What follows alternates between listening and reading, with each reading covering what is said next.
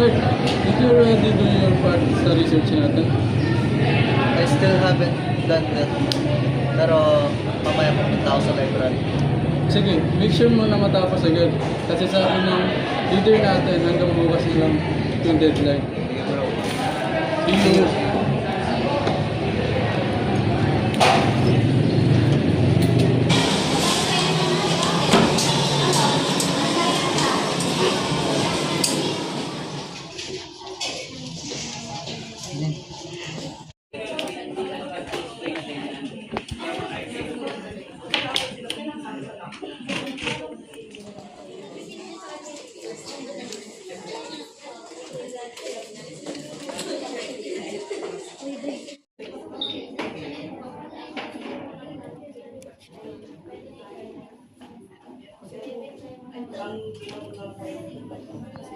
Di ba yan?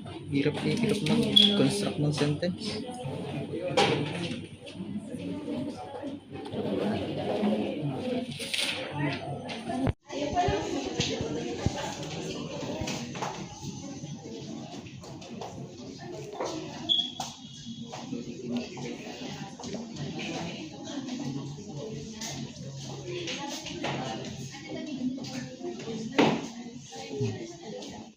Okay na to. Papasa ko na to sa leader namin. Message send.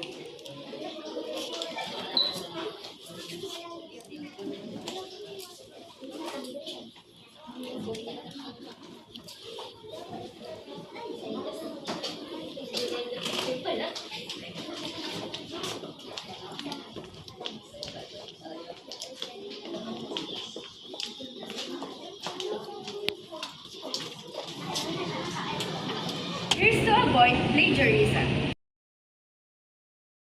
And here's the things to avoid.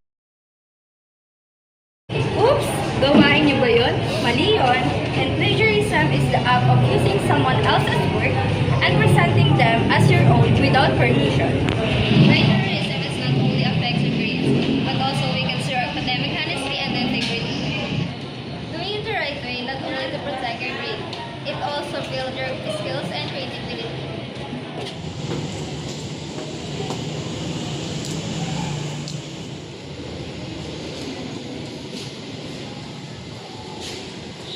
Favorite ka, kausapin ang sa akin research paper. Bakit? Mali ba yung ginawa ko? Gawa mo, AA lahat eh. Tignan mo, AA detected lahat.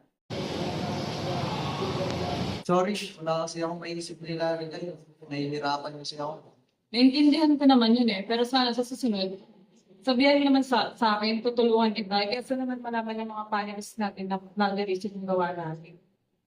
Masaya ko na hindi ako tayo sa Dapat lang kasi hindi tama yung ginagawa ko. Plagiarism is not just about breaking school rules. It also stops creativity and true learning. Always be honest and respect other people's work.